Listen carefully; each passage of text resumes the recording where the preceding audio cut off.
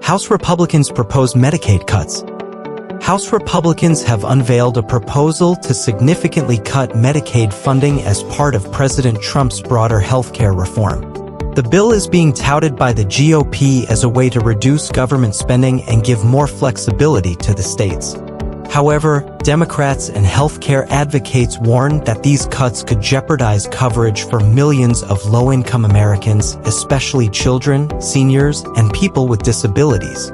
The proposal is expected to face intense debate in Congress. Trump faces backlash over Qatar jet deal. President Trump is under bipartisan scrutiny following reports that he may accept a luxury Boeing 747-800 jet from the Qatari royal family for use as Air Force One. Critics argue that the move could violate the Constitution's Emoluments Clause, which prohibits presidents from accepting gifts from foreign governments. Supporters say the jet, valued at over $500 million, would save taxpayers money compared to developing a new aircraft. The White House has yet to issue an official statement. Hamas to release American-Israeli hostage. Hamas announced plans to release Eden Alexander, the last known surviving American-Israeli hostage in Gaza, following months of international negotiation. President Trump praised Qatar and Egypt for helping to broker the deal. Alexander was captured during the October 2024 conflict between Israel and Hamas. His return is seen as a rare diplomatic success amid the ongoing violence in the region. U.S. and China make progress on tariffs. U.S. Treasury Secretary Scott Bessent reported substantial progress in trade negotiations with China during talks in Geneva. Both sides discussed rolling back tariffs that have strained economic ties and global supply chains for years. Although no final deal was reached, optimism is growing that a new agreement may soon be signed. The talks mark the most significant breakthrough since the trade war reignited in early 2025.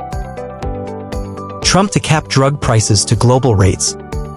President Trump has signed an executive order to lower prescription drug prices by capping U.S. prices at the average rate paid by other wealthy nations.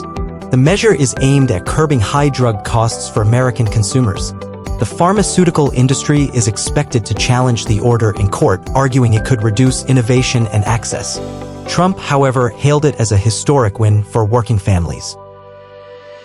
Frustration grows over Georgia Cop City case. Defendants in the controversial Cop City case in Atlanta, Georgia, say they are stuck in legal limbo as trial delays continue. The case stems from protests and alleged sabotage at the planned police training facility. Activists claim the delays are a tactic to suppress dissent and prolong punishment. Georgia prosecutors argue that the case is complex and requires time to process properly. International students face new challenges in U.S. The Trump administration's higher education reforms have led to increased scrutiny of international students, including stricter visa reviews and limits on work-study opportunities. University leaders warn that these policies could deter top global talent from studying in the U.S., potentially harming the country's academic reputation and economy. Some students are already choosing Canada or the UK instead. NOAA faces cuts under Trump's second term. The National Oceanic and Atmospheric Administration, NOAA, is undergoing deep budget cuts and restructuring under President Trump's second term. The agency has eliminated several climate research programs and laid off hundreds of employees. Environmental groups worry that the cuts will hinder America's ability to track climate change and respond to natural disasters. The administration argues it is trimming non-essential functions to reduce federal spending.